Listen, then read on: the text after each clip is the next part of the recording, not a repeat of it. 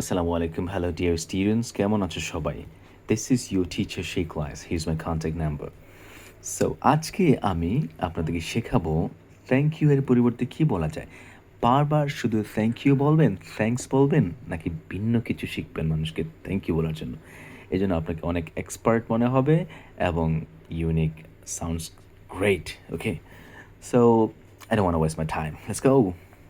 আর অবশ্যই উচ্চারণটা ফলো করবেন। আমি যেভাবে প্রনাউন্স করব, you have to follow like that. ওকে?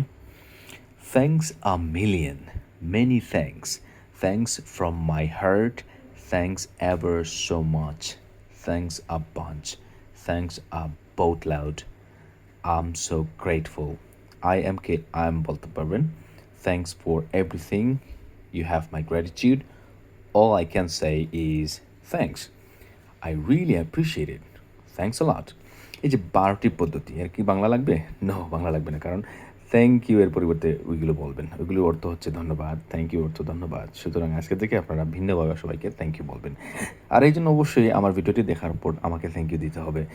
কোনটা আপনি চয়েস করবেন এটা আমি কমেন্টে বুঝতে পারবো যে আপনার কোনটা প্রিয় এখানে। ওইটা দিয়ে আপনি কমেন্ট করবেন। আমি খুবই খুশি হব।